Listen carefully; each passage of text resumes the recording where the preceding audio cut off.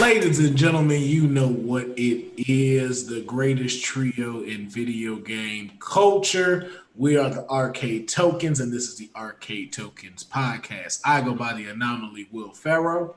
Leo Thomas, aka Mr. Slick Living. I'm Patrick Cloud. And of course, we're always dope and glad to have Zordon, aka Cathadius, aka the Keeper of Games, aka the Tech Guy, on the ones and twos behind us. So right now, you know, just like how Pikachu is looking drunk and big-headed and just can't keep it. Yep, there you go. There you go. Look at that. The head's too big. That's what it is, man. Just sit it down, man. It's done. It's done. So speaking of big heads, we have a list of people who could really have a big head, and those are the ones that created these video game franchises that we're about to discuss today on Level 1. Today's Level 1 is about the best PlayStation franchises of all time. Now, we want to successful. Now, this is, of course, as far as like buying franchise, them dollars, them ducats, the McScrooges. So we want to start off from the bottom, of course. Number 15, ATV Off-Road Fury. Any of y'all fan of the franchise? Never played it. Real quick though, this list is the most successful franchises. So we're gonna go basically from the bottom up of all of the top franchises, the most successful franchises, and then the most successful games. So in 15th place of the most successful franchises is ATV Off-Road Fury. I've seen it, but I don't be playing ATV games. Man, that game was dope. ATV Off-Road Fury was dope. It was like, think SX Tricky with ATVs. I mean, riding an ATV in real life is fun. So put an ATV in a video game with a bunch of jumps and, you know, a crowd and a race. Yeah. You know, that's fun. I'm sure it is. There's for someone out there, 5 million of those people were like, yeah, need it right now. Need it. When I get my console, it's the first game I want. So I get it. 5 million copies sold. I mean, you can't deny that, man. No, can't. I'm gonna go ahead and put this out there. I'm pretty sure this was bundled with something. I'm just gonna go ahead and put that out. I'm pretty sure it was bundled with the. It was bundled with something. Yeah. I can't remember what it was. I've seen what it. does that matter? It matters because you're not actually intending to go and play that game. You didn't walk out of your house like, yo, I'm gonna go buy that game. No, you walked out to go buy the console. The game was just in it. And then they just got it unopened at their house for months. Dog. This is Billboard. This is Billboard back then, bro. This is what's going on with the Billboard charts right now. Let me ask this. So you mean to tell me there ain't been one game you got in a bundle that you didn't open and play? It's just sitting there unwrapped. No, we play it. We're just saying in terms of we're looking at charts of how successful it is, and you assume that means that somebody went to GameStop to buy that game. Listen, you had options on what PlayStation you could get. You chose to get the bundle because you were it's free. Huh? The game's free. It ain't free. It's included in the bundle. Let's not act like it ain't included in there. All okay. Right. But you were like, yo, I see this. I want to get it. You could have chose any bundle. You could have chose just straight PlayStation if you felt some way, but you didn't. You saw it and you was like, this is the one for me. Same thing with Batman Arkham. It came as a bundle. Don't nobody say nothing about that, though. I don't remember. When did that come as a bundle? Oh, when I bought my PlayStation when it was Black Friday. You mean after they had already put up all the numbers and it became one of the classics of that PlayStation console, right? Bundles or bundles. You bought the PlayStation like this year. that was PS3. This is PS4. And if you're counting the GameStop, if you're counting the GameStop bundles, that's completely different. Exactly. It's not like they come in the actual box. They don't even those bundles. They literally handing you the console and each in the game individually. These things back then, those games were literally in the box with the console. One scan code. That's what this was. That's what the Batman was. I got this from Walmart. Okay. Well, either way, ATV Off-Road Fury tied with a game that was not in a bundle, Twisted Metal, which I kind of fell off after the second one. I didn't really play them after that, but it was selling out here. Yeah, it was cool for what it was, you know. destroying cars and stuff like that. Like you said, started getting just a little redundant afterwards. So, but coming in at number 13 is Sly Cooper. Young Sly. You know, with 5.43 million sold. You know what I'm saying? Out here in these streets, holding it down. Kind of like the B-list mascot of PlayStation. Like they had that cast, and it's like Sly Cooper, you're right there. He's always been mentioned with PlayStation when I see him. Yeah, but are you saying like but when we go like who's the mascot or who's the top 3, y'all never choose Sly Cooper. According to y'all, it's Kratos. Kratos up there. And you don't tell Kratos he ain't. Crash, Bandicoot, Sly. I would say Ratchet and Clank before Sly. Ratchet and Clank, but where's Jack and Daxter on this list? Far down. They haven't had a game in a minute. Wow. All right, so there we go. Number 12 is a game coming in with 6 million. I don't know what Buzz. I don't know what this is. Hold on. I gotta check the cover of Buzz. If memory serves me correct. I'm just gonna go ahead and put it out here. Another bundle game. Another bundle. Oh, game. it's a quiz game. It's another bundle game. So it's You Don't Know Jack, pretty much for. Essentially, it's You Don't Know. Oh, Jack. I remember this game because it came with the little remote controller. Yep. Mm-hmm. Oh, it came with that bundle. You see something that actually helped the actual game, Will. Because you know good and damn well that would not have been on this list without that bundle. I don't get what y'all. Coming in at number 11, the iToy, which is weird because that actually came with the console, no? Yeah. I've Yeah. never seen this though before. It's a color webcam for use with the PlayStation 2. So this was a minute ago. No. You pull up the iToy. Oh my God. can see it. It looks like a little PlayStation. That's so nice. Oh my God, look at it. It looks so cute. Looks like a little. I remember this thing. Dude, that's I've dope. never seen that. I did not know. I remember. You know, I remember this thing. You could actually use it to scan your face into a Tony Hawk Pro Skaters game. That's why I remember this thing. Oh, I do remember that. I just didn't know what it was called. I do remember. That's cool. Yes, it was. I scanned my face into Tony Hawk Underground. Terrible. You look terrible. Yeah, it doesn't work as well. I don't. as that. But hey, Toy. I don't like the name. It's weird.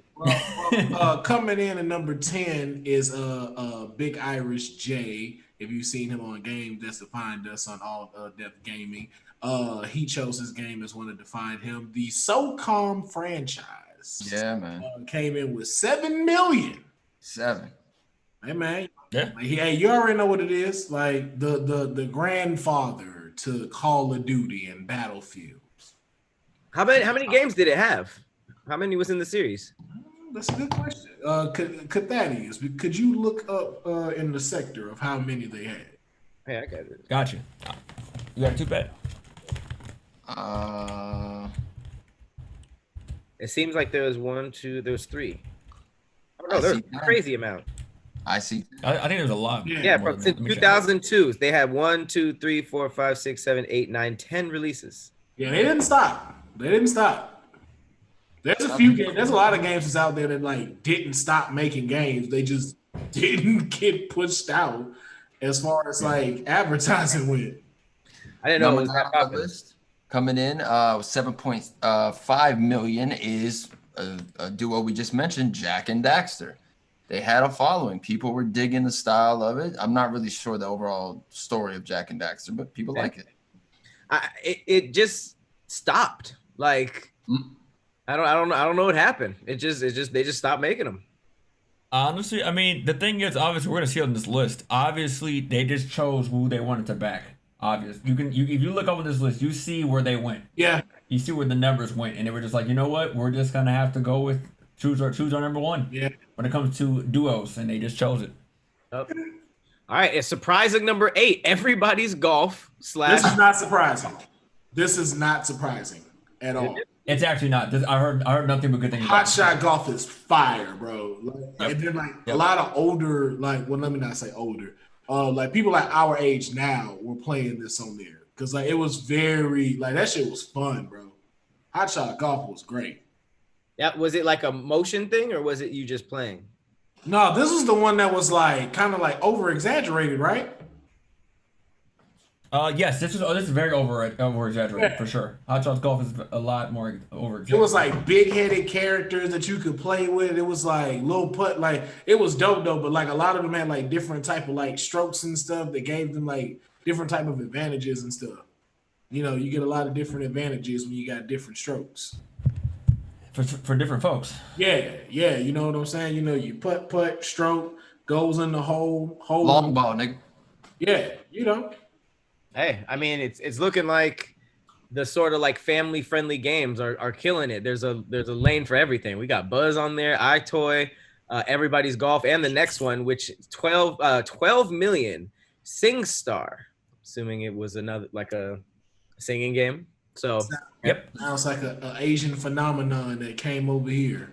Like but it did tie with Spyro, so that's a Amen. Yeah, 12. I wonder what the asterisk mean. Does it tell you what the let's scroll down. Shout out to fandom. Shout out to fandom. Let's check. It doesn't give me anything on it. No, Thought it would. let's just know that there's something that comes with the Right. But, you know, shout out to the Purple Dragon for having 12 million, but you know, taking a whopping leap and making 2 times that amount, of course, is everyone's favorite almost, you know, PlayStation mascot, Crash Bandicoot with 22 million. I wonder if that's in this franchise. So that's Crash 1, 2, and 3, Crash Team Racing as well, we're assuming. Yeah. Yep. And there's one that came out for the PS2 as well. Crash of Titans, I think is what it's called. Yeah, there's another one. 22. I'm actually surprised to know that Ratchet and Clank outsold Crash Bandicoot. That's interesting. Yeah, well, they had more. You got to remember too. They had a lot of games and stuff, and it was a lot easier to get access to that. But before we even jump to Ratchet and Clank, we got to give homage to, of course, Mr. Kratos himself, the God of War, coming in with 21 million. Damn. Sure how he's above Crash. That's what I'm wondering. Like, he seems like he's number 5, but okay. Yeah, but this asterisk definitely means something. Hold on, let me go over it again. Not really 22 million. Estimated 22 million. Oh, just Sony published entries. Okay, so Got it. there was Crash games on the Xbox, yes, and also on I think the Game Boy Advance as well. I think there was another Crash that came out separately. Right. So Like that's the same probably with Sly Cooper and Spyro. Yes. Okay. Yes. Oh. That's what's going on with that. Okay. So they probably have a lot more money. Okay, cool. So There you go. a late entry in comparison, Nathan Drake, Uncharted is 28 million. Damn. And then coming in at number 1 is Gran Turismo, 70 Bundle. million. Hey, no, Kadeem, let me go ahead and do it for you. Hey, I'm just throwing this out there. Bundle. Thanks. Thanks for letting the people know. Listen, it's not even for close. those of you who don't understand, Gran Turismo was one of the games that for sure was already in the box when you got your brand new PlayStation console. So how are they getting all of their sales? It was the console selling the game. Why do you hate bundles? I don't understand y'all hatred for Bundle. It just makes it so that it doesn't count as much. However, for you guys listening on audio, Gran Turismo is in first place with 76 million. Uncharted has 28 million in second place.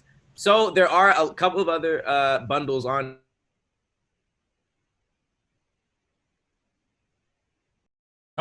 Pat, are you muted? Hold on, guys. Let's just shut all this down. Let's shut all this down. More than half of this list is bundles. Gran Turismo, bundle. Uncharted, bundle. You remember the Uncharted 4 bundle when it came out? That's true. Ratchet and Clank, bundle when PlayStation 2 came out. God of War 4, bundle. That's my point. They're killing even the bundled games. So why do we keep using bundle as a crutch when most of these came as bundle? SOCOM was a bundle. I don't remember any of those bundles, but all I know is Spyro. I don't think Spyro was bundled. It was bundle. So was Sly Cooper. Well, it has the numbers of a non-bundle too. So Exactly. All of these things were bundled, man. That's what Sony was. Sony was a bundles of bundles. All right, well, we got the popular franchises. That's a bunch of games all bundled together anyway because it's a franchise. Let's get down to who was pound for pound getting bought out here with the games. All right, this is the most successful games in Sony history. Where are we? Do you want to go to like top 25 or what? Let's just scan through it until the final 20. We got Ratchet and Clank at 56. Obviously, Hot Shots is on here a couple of times. Gran Turismo 4, 50. Siphon Filter, that's surprising, 1.55 million. Nice. Jack's on here. Twisted Metal is on here. HP Off-Road, Jack Daxter. Wow, Detroit's on there? That's crazy. Already, 2 million. God of War 2, 2 million. Infamous, 2 million. Ratchet and Clank on here again with 2.17. Crash Team Racing, 2.20. Yeah. God of War, 2.33 million. SoCon. Okay, so it's clear that these guys were popping. All right, let's keep going up. Spyro's on here with 3.28. And Spyro 2 with, wait, I can't see, 3.28. Oh, it's 3.45, and Ratchet and Clank with 3.71 million. Okay, so now we are at the final, let's say 15. 20.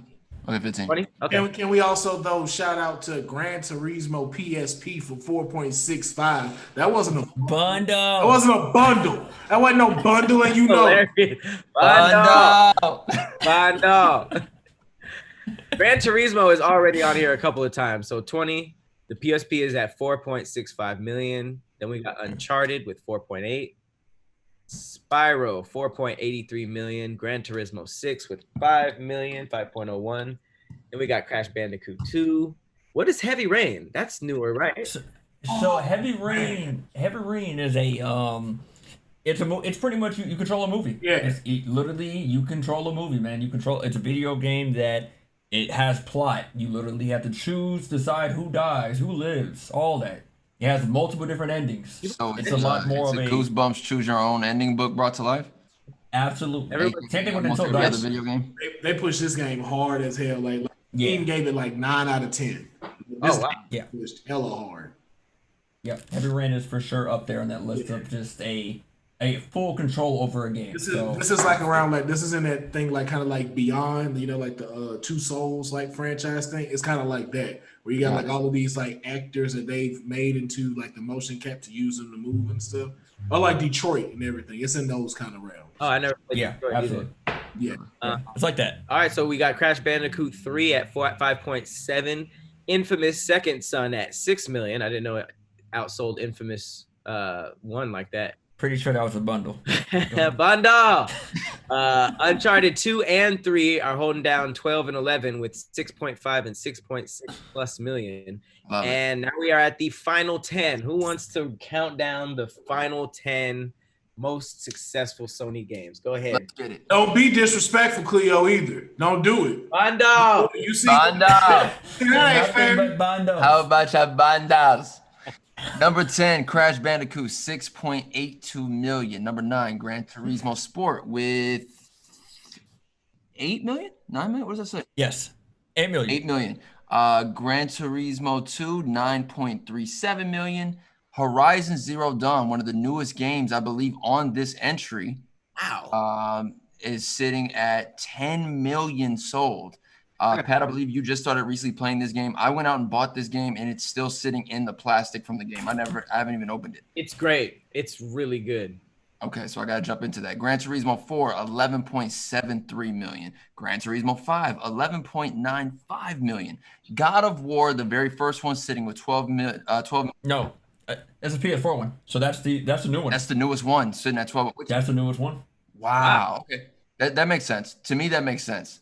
After all this time, like you've grown the loyalty of the following and the story. People want to keep up with Kratos. It was a brand new play style, a complete departure from the original God of War games. God of War for the PS4, 12 million in, as sitting at number 4.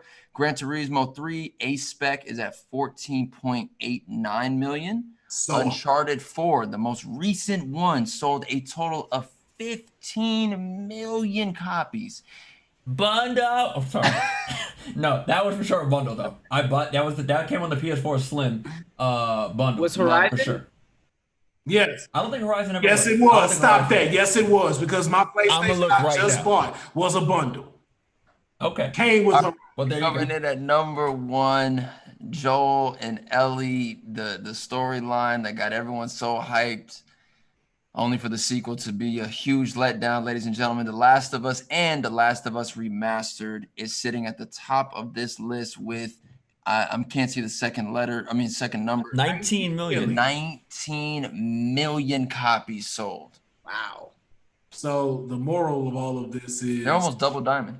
We like zombies, a male Tomb Raider, and we like fast cars. Where's Tomb Raider? Tomb Raider ain't even old here, bro. Tomb Raider and Final Fantasy? Nope. They didn't make the list. I think this goes off Sony original studios. Obviously Squaresoft, Square Enix made Final Fantasy. Got it. These are not the most successful PlayStation games. These are the most successful Sony games. Wait, go down. Scroll down. I'm not even gonna lie. It's kind of surprising to look around. Infamous ain't made by Sony. What? Sucker Punch, but I think Sony bought Sucker Punch. So go down some more. Who else is on here? There are a few I don't think is straight. Are they? Who makes Final Fantasy? Square Enix. Squaresoft. Square Enix. That's not like in collab with Sony? Nah, I mean they made the original Final Fantasy came out on the Nintendo. SOCOM is owned by PlayStation. Right. Yeah, I guess by Sony. Because like Crash Bandicoot is Naughty Dog. Yeah. Yeah, like I said, but I mean, of course, you could probably go look back at the licensing at those times. They probably had licensing for these studios back in the day. For all I can think of. I'm just surprised that like this whole time, I'm thinking Crash Bandicoot was like the most popular shit on earth, and it got like less than 7 million. I mean, that's a lot for a game, but it's like, right. You know what is popular though? That good bundles. Bundles are all of its bundles. Let it go. They're all bundles. This bundle was just better. That's Spyro yelling at all these other games. Bundles! Bundles! You guys cheaters. Damn. So this nigga Nathan Drake literally came on the scene as white man as possible and just walked to the top of the sales list. Like you just my game with every PlayStation ever, controllers and everything. I want my game to come with controllers, USBs. His shit was bundled with everything in Best Buy. Damn, with your free Uncharted. Nathan Drake. If your name is Drake, you get a free pass to number 1. Right. Hey, apparently. And hey, y'all have it, ladies and gentlemen. Those are the top PlayStation franchises and top PlayStation games that we've went over. Of course, Gran Turismo is the supreme victor as always. And Nathan Drake out here climbing the charts as only white privilege can get you. But this is the completion of level 1. We're going to go ahead and move on to level 2. Cleo, if you'd like to bring us in for level 2. Level 2 of the Arcade Tokens podcast is here we go. Level 2, ladies and gentlemen, we are going to tell you guys the top game accessories. Now, let's look at Super Nintendo, PlayStation, multi-taps, light zapper gun for the original Nintendo. There's gaming accessories across the board. We've all had that heartbreak story of getting your first PlayStation, getting ready to play your game, and not having the goddamn memory card, and having to ask your parent, "Hey, you think you could take me back to the store to get the memory card?" They just spent like $200 on you. They wasn't about to drive your ass back to the store to get that memory card. You can forget about it. Yes, they were. I found a loophole behind it. I was like, listen, you can either take me back now because I can't play the game without this, or it could just not be open, and then you look at me like I'm an ungrateful child and like, why you not playing this? Because I have one piece that's missing that I can't play. And then you'd be like, well, why you didn't say nothing? I said something, but you didn't want to take me, and you told me shut up and go to my room. Either way, you're going to get a whooping, but you still get that memory card.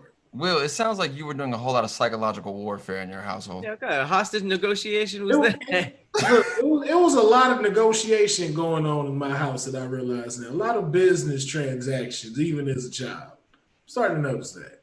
I'm gonna go. Can I just say one? You could pull up maybe a picture of it. We have that. I think we have a list that we were. Oh, excuse me. Okay, he's gonna go through a list. Okay, perfect. Yeah. So this is actually a continuation of another level that we did. We were kind of like checking out like some of the weirder ones. I think we were talking about the link between the PlayStation that made you do multiplayer. We even saw the weird ones. I think there was one that was like Mrs. Gamer Girl. It was like the version of that weird console of the Sega Genesis. Yeah, there was a couple of those. Oh, and even like the Nintendo Glove, which to this day I don't really know what it did or how it worked. There was early versions of what was the one that had like the mat that had like an early version of like the sensors and stuff, and you could. That was the Sega. Yep. The Sega one. Super Nintendo also had the satellite the satellite thing you could add to the Super Nintendo in Japan. That was one of the things that we also saw. They tried to turn it into a damn cable box, remember? A dish network. Now moving on to level 2 of the Arcade Tokens podcast. We are continuing on our journey of weirdest, strangest gaming accessories. Mm-hmm. Maybe they were needed, maybe they weren't. Did they help with the overall play style of certain video games? Was it supposed to make your console stronger? Who knows? But the company manufactured them. They were out there to buy. So let's continue on. The family computer. This is the Famicom. Trying to read the description of it. Another product that never made it overseas from Japan, perhaps because we were seen to have enough common sense that this product wasn't even seen as necessary. The Famicom was a rubber pad that you would put over your controller D-pad. Go back up real quick. Oh, my bad. Oh, I didn't even see the. I get it. So it would make like the Super Nintendo remote, like okay, boom, D-pad, right? Yeah. But now think about the Sega D-pad, how it had those spaces connected in between each one. Right. So that's what that did. But this was like for Nintendo though. Like if you scroll that's up, what I'm saying. It made it like it was the Sega one. Okay. So would you say this was like the first, like how you have like the thumb grips for the analogs? Would this probably be like the first? Probably.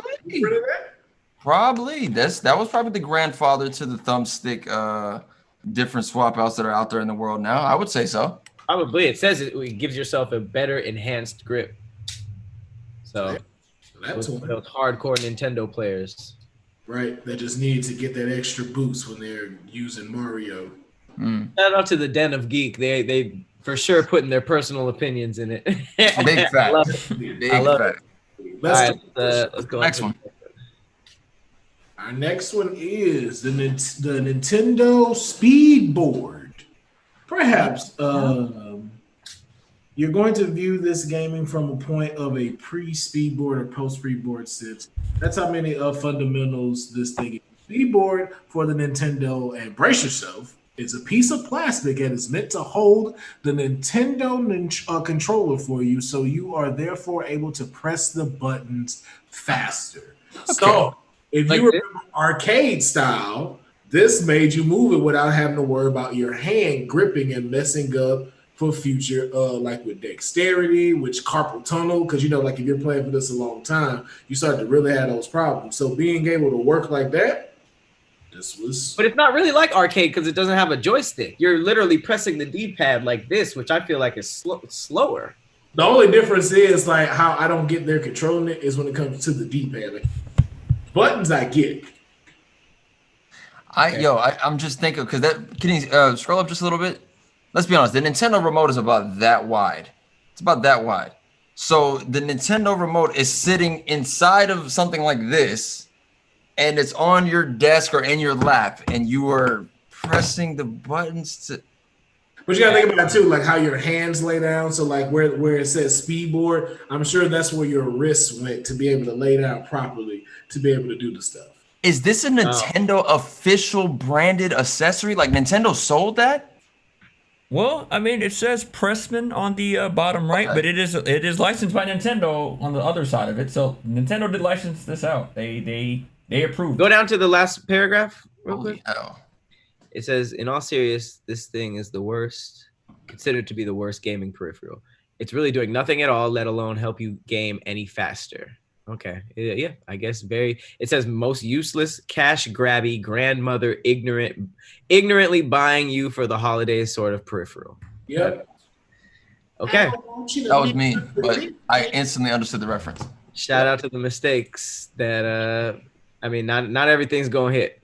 All right. Next we got up U-Force, Nintendo U-Force. Basically, Nintendo's equivalent to the Sega Activator. The U-Force was a rudimentary, indefinitely persnickety attempt at motion gaming on the Nintendo Entertainment System. Way ahead of its time, biting off way more than it could chew. Rather than being an optical shape like the Activator, the U-Force instead goes into a logical direction, a laptop-like setup that reads your hand movements and translate onto the screen. With a bunch of other crazy stuff in the middle. So basically, this was Nintendo's first attempt at, I guess, the Wii. Yeah. Wow. Can we go back up to it? It's kind of cool looking. I don't know why it looks like mountain climbing equipment, but I mean, well, like they said, I think going kind of with like the laptop feel and everything like that, kind of like Battleship, like one side of Battleship. right. That's what I was definitely seeing. So okay, so let's look at the thing on the left. The controller port for sure, that goes right into the Nintendo. That's the exact one. That's the other end. That's the male end that goes into the female end on the actual Nintendo thing. Yeah. And I'm assuming the two things right there are supposed to be hand grips. Yeah, because it says it works for punch out. Yeah, so it follows your hand movements to be able to do stuff. But again, this is on regular Nintendo, so this was very much ahead of its time. Like, imagine them promoting you like, hey, you could really fight Mike Tyson in Mike Tyson's Punch Out. I gotta look up. There's got to be a video out there, someone using that. That's intense. I like it. I don't know why. I would love to see what they did with it. Wow. Oh, shit. So that's how it looks put together. I did not expect that. I did not put that. What? I thought you would have to hold those two pieces, but those things actually connect to, like Pat said, the mountain climbing equipment. And what are you, just like this?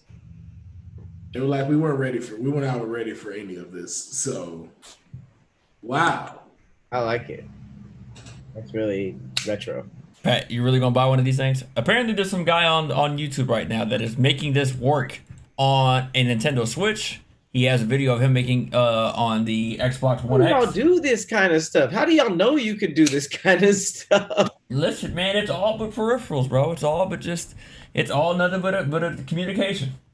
Wow. It's like once you know like what basic wires connect, it's very easy to figure out. It's just this goes here. This is here for sound. Okay, so this won't work because this isn't compatible with this. But if I get this that transfer this into there, I can connect this to here. Okay, so it's the same thing like music engineering. Like if you think about how people set up music engineering for like mixers and speakers for them to be set up right, it's like that. So check this out. The thing actually can fold down flat. Okay? And the two videos I've just watched, they're not even using this hiking equipment thing in the middle. That thing's disconnected. You lay that thing flat and you see those little those orange shaped U's things that are on the screen? Yeah. Those are technically like your buttons. So you like your right hand, if you pressed it like on the top right joint, that would mean go forward. Top left of that, let's go backward. A would be the bottom left or bottom right one on the left side of that screen. That's how that works. That's how I was reading your button inputs. I'm gonna pull up the video right now. With what? Waving your hands or something? Like you were just putting your hand over. They're literally playing it like this, Pat. Oh, it's like a theremin. That's trash. That is horrible. I'm gonna pull up the video right now so you guys can go ahead and take a look at what my man's doing out here with this. That's like how Iron Man uses his computer. Yeah.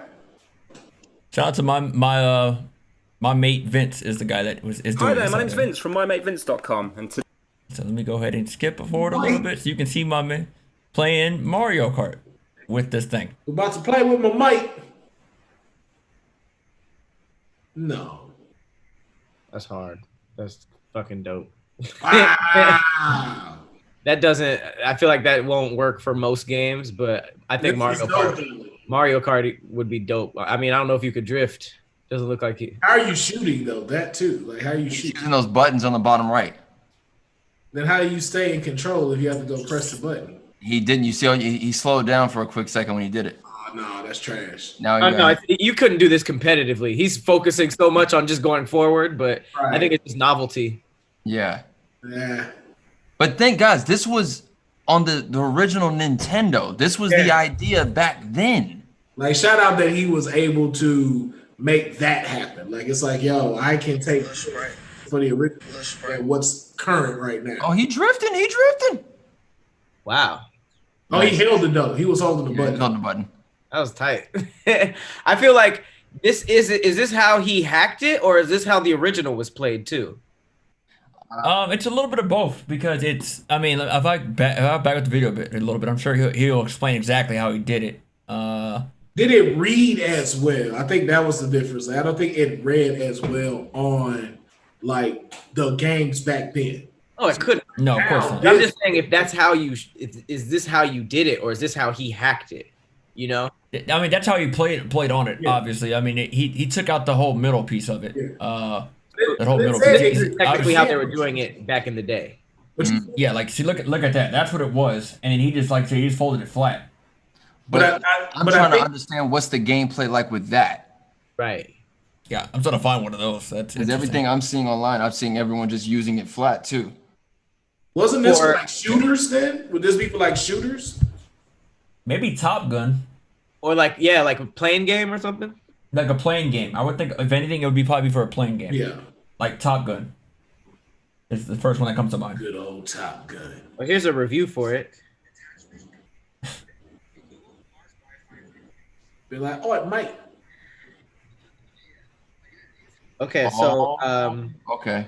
Kadeem, there's a U-Force review that shows exactly how it works. Alrighty. You want to pull that up? So it looks like, he was playing it how you play it. Oh yeah, okay, yeah, that review is perfect. It's a U-Force review by Replay Retro, and he's showing how Punch Out is played, Super Mario is played. Like Punch Out, he's literally swinging at the screen. All right, let me. I'm gonna get it downloaded and then I'll put it on the screen for you guys too. 1 second. Yeah, that's pretty dope. No, this one's interesting. I feel like there's only a few games that would work with. Like I'm not playing no adventure game like that. That would just be. Nah, that's ridiculous. Like I'm trying to see what he about to do with Metal Gear Slug. Like that would be crazy. A Metal Gear Slug and you had Snake in it. That's hard. All right, here we go. Here's the video. Nintendo seal of quality, man. Jesus. There you go. You ain't feeling this, man? I'm not saying that I'm not feeling it. I respect the fact that Nintendo has just always been thinking about how to make their video game experiences so much more. Futuristic. Like they were fine with just a remote control and a console, but they were like, nah, motion sensor. Right. And what's crazy is if they didn't try and I guess quote unquote fail back then, we probably wouldn't have the equipment that we have now. I was dumb enough to just think like, oh, it's the the year 2018, shit is better, so now we can have these things for the first time. But like going through this makes you really realize like, no, they've been trying this. They've been trying this for a long time. The Wii setup, this is basically early Wii. Here it goes. Like imagine just all of the things that did fail, the stuff that they tried like overseas that we'll never get to see and never get to view. It's like it's a lot that went into it. He's using his knuckles for whack-a-mole, Pat. Yeah, that's pretty tight. And then I think after this they show like a Galaga type game with that controller. So I guess it was just like an accessory that you can use to okay, here go Pac-Man with the. Now that's cool. I don't know why you needed a motion sensor for that, but I mean, it looks smooth. Nah. I'll just play it with the. I'm good. Yeah, this is. Can't hit them corners. Yeah. Oh my God. Oh, wait a minute. He turned up a little bit. Wait a minute. Maybe he was just BSing. Maybe he was just getting it warmed up, getting it lube. Yeah. It comes with a little lube, and you gotta wiggle it around a little bit. Grease that in there a little bit. You get around the corners. That's the U-Force. Use the U-Force. Oh, he gonna get. Oh, Oh, Out of there. nearly. Out there of it there. is. Yeah. All right, what other accessories do we have? That was the more you saw people use it, the less you really liked it. Yeah.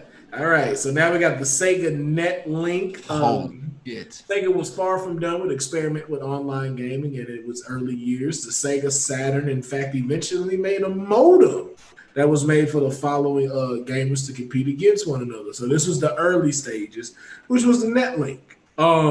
It's cool. The NetLink retailed at $200 to add to Sega.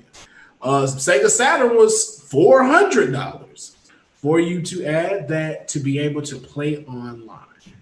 Got to bring back the site. Yeah. Could even when you get a chance. Oh, we're back on the U-Force. The U-Force is strong. There it is. The NetLink modem allowed players to use the internet, email, and even use a modified version of the X-band technology. Well, we've exposed that I was reading.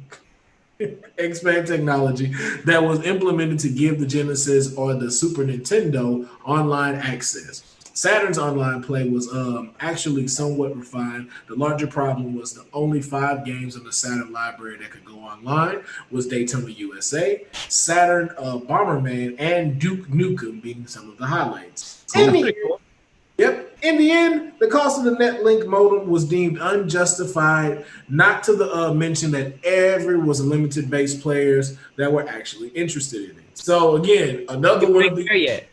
yeah, it just wasn't time. Like I'm not trying to play Sonic 2 Adventures online with you. You're like, yo, you be Tails, I be Sonic. Like, they can come over.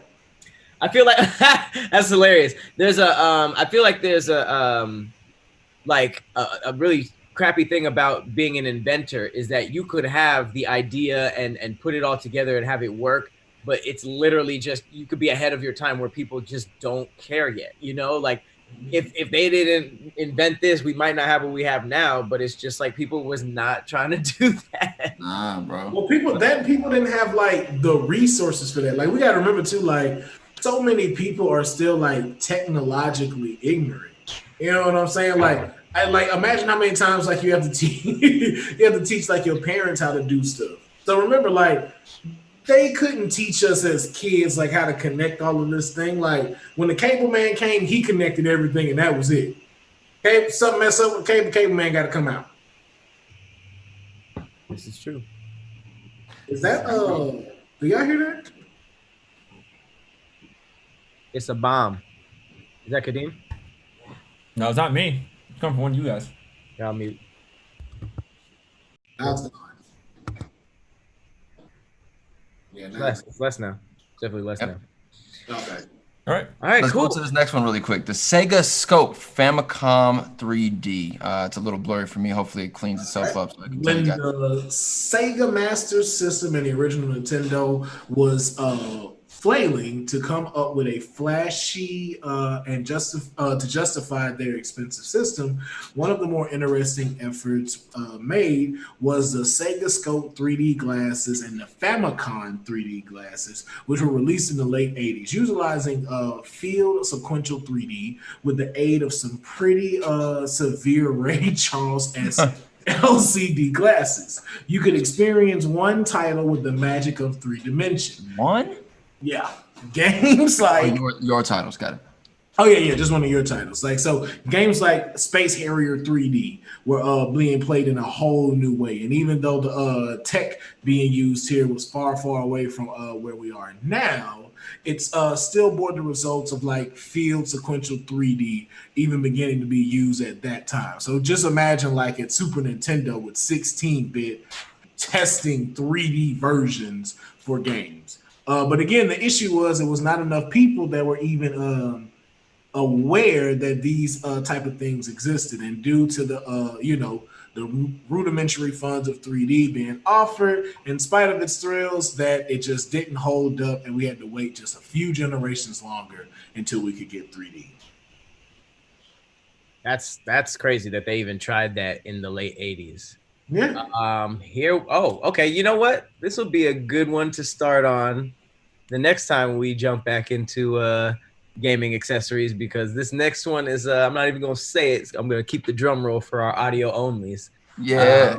But I love going through the accessories because obviously we were not alive for most of this. So it's just dope to see what they actually tried. And I was thinking all the successful stuff that came out was the first time, but that's just not how these things work, I guess. Oh man, like I think growing up and knowing like of the Sega channel, and then just kind of like knowing just some of the small things that people would get and not use. Like that's why I know like a lot of the Sega stuff, because my friends like across the street would have all of these things but didn't know how to use them, so they just sit there. So like they'd have like the NBS Link, but of course they got it from the pawn shop. Like they didn't buy it full price or nothing like that. But they didn't know how to use it, so it was just there. Right. All right, cool. Well, I think it's time for the final level, the boss level of the podcast. Level. This is a good one. This is an ode and a hat tilt to the writers of video games, the unsung heroes, the ones who put the creative energy into making a story arc within gaming. And they're, especially nowadays, like with stuff like Last of Us and the first one, and like God of War, it's like you're playing a cinema. You're playing the movies. It's becoming such an immersive experience, and it's dope. So I think that we are going to go one by one and explain our favorite video game storyline, and yeah, just to see who's out here on the story writing tip. Who wants to go first? Who wants to rep they set and rep they script? Let me go first, man. Okay. I think everyone already knows exactly where I'm going to head with storyline, character, plot. There's a few issues with mine, but overall, as time has gone on, people have accepted it. That's just what it is. It has millions and millions of fans all over the world, to the point where all we cared for was just getting better graphics. We'll play the entire game again. We'll hear the story all over again. Just give us better graphics. The game I'm talking about, ladies and gentlemen, is Final Fantasy VII. Cloud Strife, Tifa Lockhart, Barrett Wallace. Yeah, Barrett Wallace. Sid Highwind, Vincent Valentine, Yuffie something, Red 13, and Sephiroth. An incredible cast of characters. You start off with Cloud. You thinking this guy is the guy. We don't really know what happened beforehand, but as the time goes on in the game, you find out some very traumatic stuff that happened to him. This game has captured many hearts around the world. And as I said, you don't get a game like this to come by where you simply want just a remaster. Just give us the updated graphics. They teased us for years. The PS3 tech demo gave us a more updated look at Cloud. And then finally, on the PS4, in the beginning of this whole Corona COVID situation, we got the Final Fantasy VII remake. And it was an amazing game, amazing play style. But the story, you fall in love with the characters. You fall in love with the music. You fall in love with the missions. You got your main protagonist, you got your main antagonist in Sephiroth, who goes down in history as one of the most scariest video game villains in all of video game history. It hits, man. It hits. And if you're a Final Fantasy fan, you know how hard it has been for Final Fantasy and Square Enix to try to top 7. 8, they went left. 9, I don't even know what they tried. 10 got a lot of great looks. Really wasn't worth it. 11, we're not talking about 12, we're not talking about 13, we're not talking about 14, 15, they dropped the ball. But 7 stands the test of time, man. That's an incredible story that I could play over and over and over again. Incredible story. However, here's my only thing. Talk to me. Too damn long. I'm sorry. Okay. That game is too damn long. If they wrote that out, the script is 6 weeks long. That's what the last page says. 6 weeks. Yeah. I feel like it could have been, what was it, 4 discs? Yeah. 4 and 3. 3 discs. That should have been Final Fantasy 7, 8, and 9. that would have helped me to digest it better. I would have remembered parts of it more. But it's just like it's a lot. It is a lot. And I was a child with OCD, so after the disc and after the first disc, it gets a little hazy to me. A lot of scenes could have been cut out of this. Like, I'm just gonna be honest. A lot of, like, if you'd have kept it meat and potatoes, I would have said flawless. Like, I still think this is a great video game. Like, the remake is almost to a masterpiece, just like we said. Like, but I would Pat, man, this was, bro, by the time I even get to the chickaroos, it's like I don't even want to play no more. I'm tired. You're studying at that point. If you make it to the second disc, you're studying. Yeah. Listen, Will and Pat, this game single-handedly helped make the PlayStation 1 console one of the best-selling consoles of all time. And one of the greatest thing about this, Will, it was never included in a bundle. No bundle. No bundle. That's a reach. That is definitely a reach. Seeing as how Final Fantasy did not make the list of what we just went over. No, well, that wasn't it wasn't a Sony Studios project. Will Final Fantasy sells every time. Oh God, they're facts. Actually, what are the Final Fantasy sales? What are the numbers? Yes, that would be. But to be fair, Final Fantasy VII is a damn bundle because there's 3 discs. Exactly. It came in its own bundle. Came with a chickaroo suit and everything. Just like, yo, you're gonna need this. Stop. So if we go by software sales, in fact, I'll just put it on the screen for you guys. Here you go. Why don't you get ahead and check that out real quick? 1 second. I will give it. Here you go. I'll read it. Go ahead and read that for. Go ahead and read that number for me. Woo! And this is what is this list of? No, that's the whole franchise. That's all 823 games. That's 50. No, that is 54 titles. Nah, they got more than that. It's 854 games. Titles. Final Fantasy stands at the top of it at 154.5 million. How much is Final Fantasy 7? Final Fantasy 7. Let me find out. Well, according to the super. There you go. Here you Wikipedia. Oh my God. 13. That's not that much. Yeah. Look at that. Low-key, you sitting there with Spyro. Right. Bundles. You ain't Crash.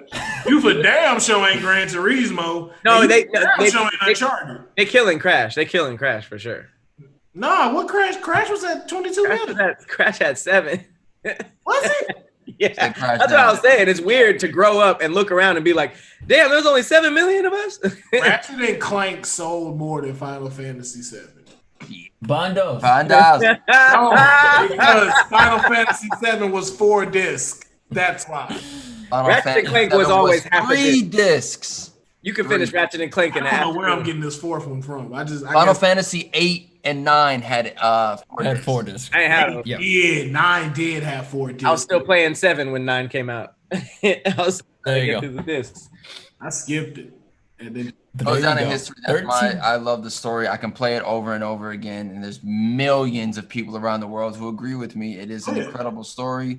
It was enough for when that trailer dropped, then we knew it was coming back. People cried. Oh yeah, people live reaction broke down. Like, I can't believe it's happening. Yeah, man. I just want to go ahead. Want you to go ahead and read that growth number for Final Fantasy. Yeah, of course, they've been out since 1723. Like, of course, they made this. They have 54 games. That's pretty crazy. Right. It is. They should be. Legacy came, Pat. Look. Wow. Okay. I didn't know they had 5. Legacy is less. Yeah, they had 5 titles. Hey, Kadeem, is Legends of that going on this list? What list is it?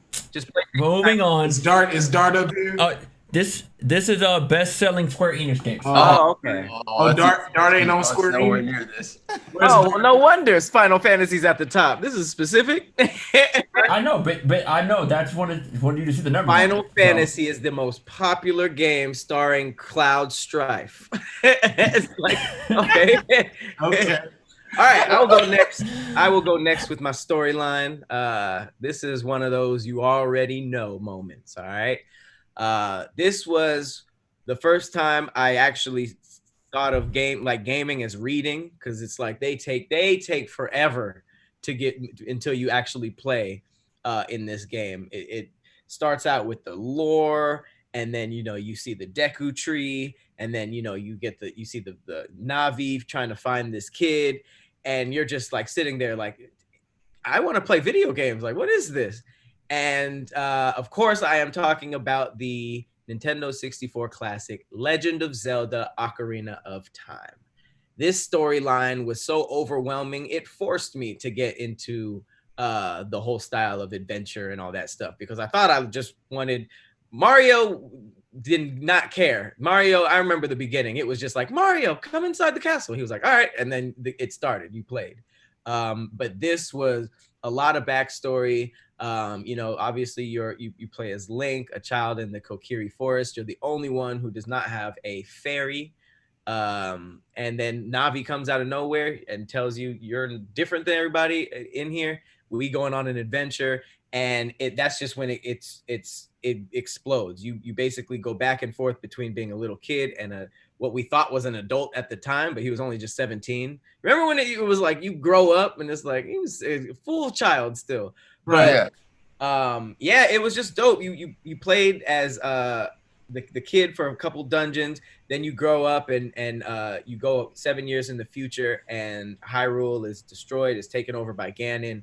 And what's so dope about this storyline is you have to go back and forth, and you're basically playing with time. And that was not something I was doing in video games ever before this point. There were levels that you could only get into if you're small, and then you had to go in and as a kid and then go back as an adult.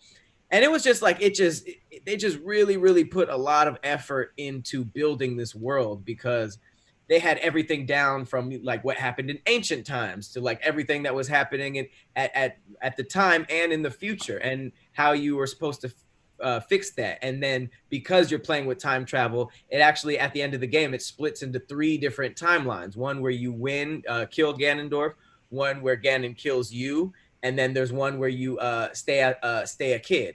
And it pretty much breaks everything up, and it just becomes the coolest folklore. And it's really difficult to explain this to people, because you hear all this and you're like, I don't want to play that. But it's really just one of those things that if it catches you, it catches you, and it keeps you, because Zelda is literally one of the big highest selling titles on Nintendo, and it's always battling Mario. Mario usually wins. But yeah, man, this was it for me. This made me. It's crazy how much this storyline influenced me, because I even almost like think in certain areas, like in gaming, it's like how they lay out everything, the format of how they do their story writing, even the map, and how Hyrule is always every element, there's always a lake, there's always fire and volcanoes, there's always a forest, like how they lay everything out. It's just flawless. And this Other than the Triforce. Oh yeah, you had to. Other than the Triforce.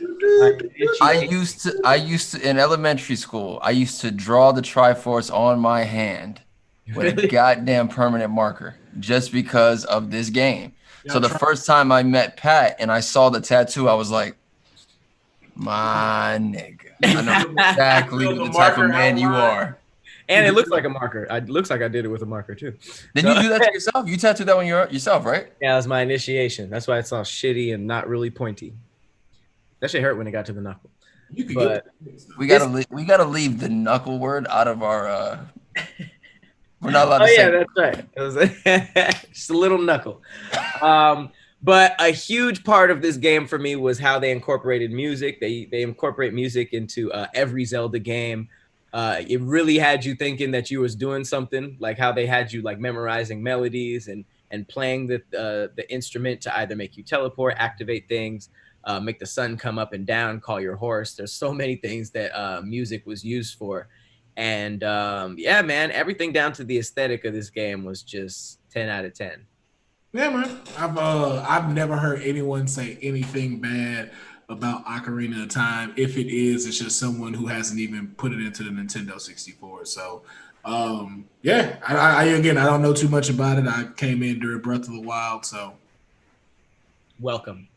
Yes, Yeah, Nicodine spent years trying to beat this game. The Water Temple goes down in history as one of the most difficult, annoying, aggravating levels in all of video game history.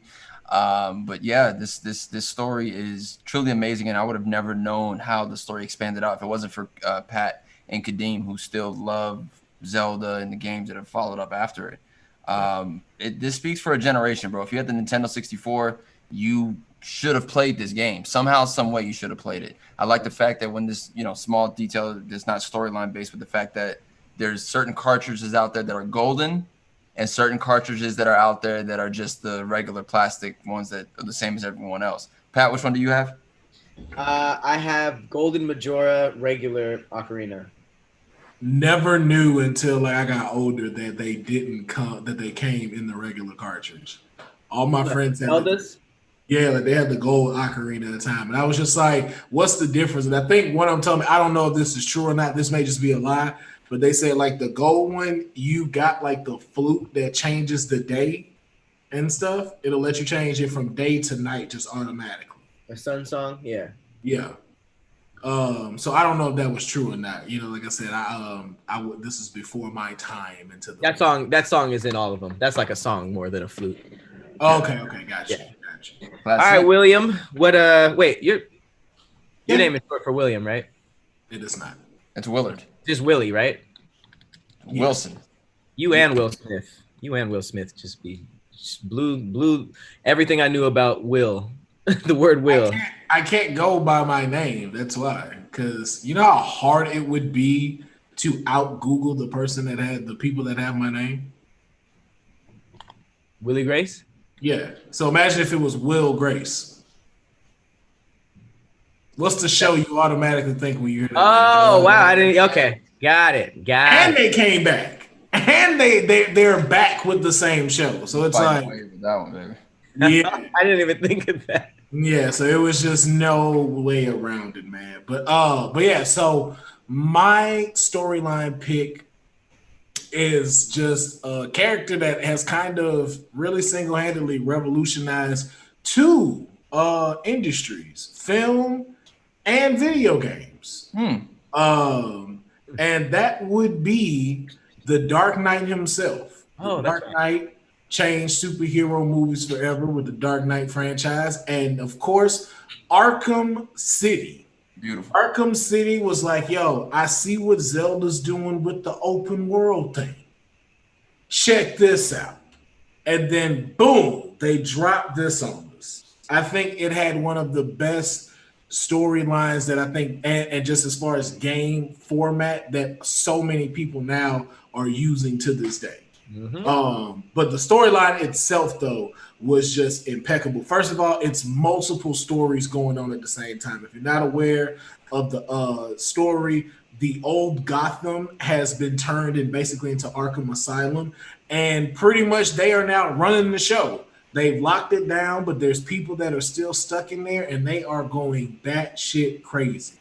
And it is Batman's job to defeat all the evil that they can and try to figure this out. But at the same time, there's this huge web that is being strung along throughout Arkham that Batman has to figure out. So it takes you through all your favorite Batman villains, some villains you don't even know about. Of course, there's always the dreaded Riddler trophies that are everywhere amongst the city, man. But it was just the way this story was told was just so cool. Like to take Batman through his greatest fears, his greatest weaknesses, and to test him. Like it really shows you like what Batman truly has to go through, especially somebody that knows him. Like even in this one, there's a part in the city where Bruce Wayne's where Bruce Wayne's parents died. You can actually go there in the story and tap X or square to pay respects. Yeah. And he'll kneel down and it'll start cinematically spinning around and music will start playing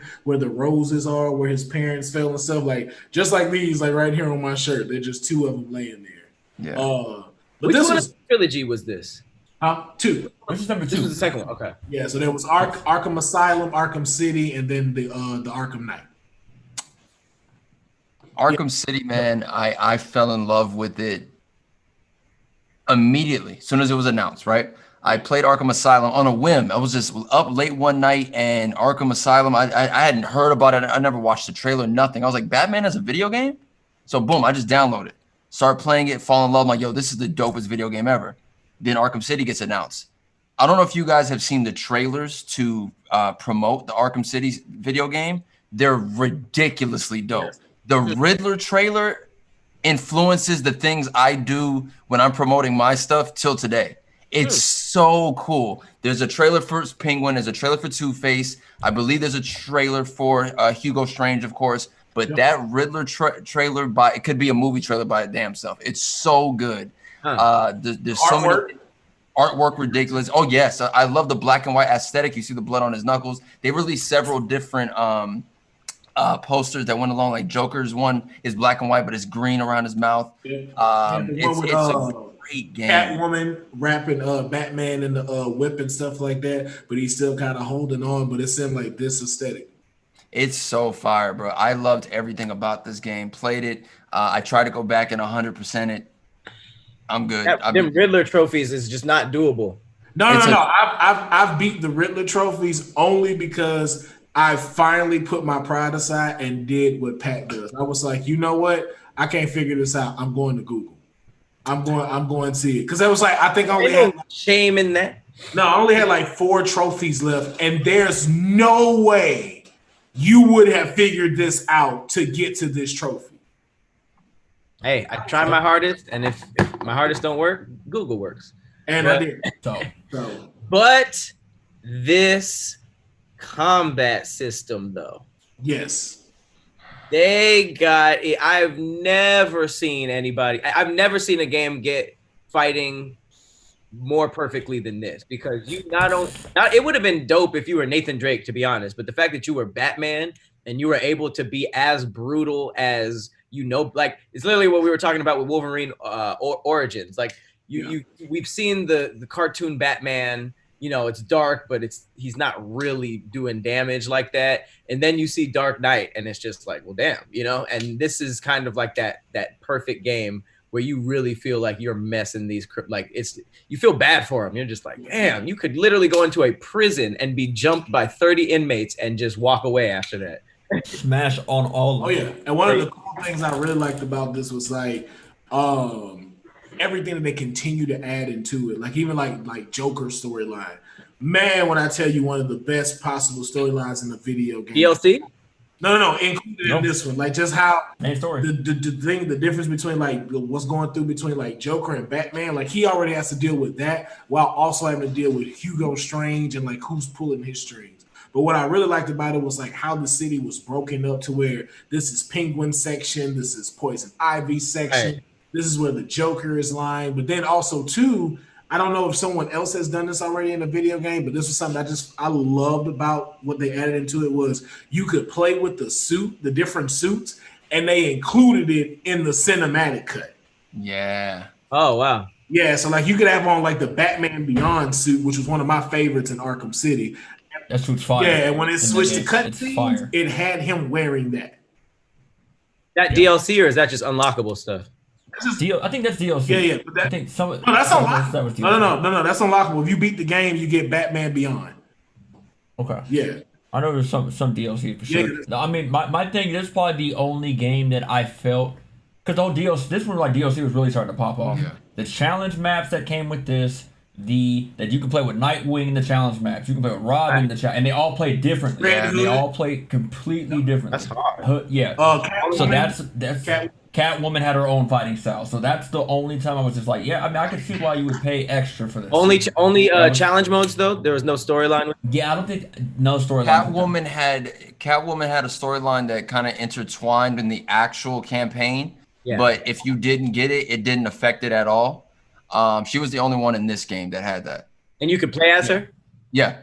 Okay. Yeah. Like Batman would get knocked out and all of a sudden the scene would switch and you'd be playing as Catwoman for like 5 or 10 minutes doing her own thing, and then you jump back to Batman. Oh, that's dope. And the third one has that too. Yeah. And then she got her own DLC too. So you figured out like there was like a prequel to how you see how they mix in together with the story. It was just great, man. Then just how they weaved all of the villains into the story of what's going on in Arkham. It was just like if you love Batman and you just like want to see like what goes down when just Gotham goes to crap, this is what it was. Like, and that's why I feel like Spider-Man was perfect for this because Spider-Man always takes on like multiple villains, so to kind of see him like in that element too, it was Right. great. But it wasn't as brutal, which was good No. too.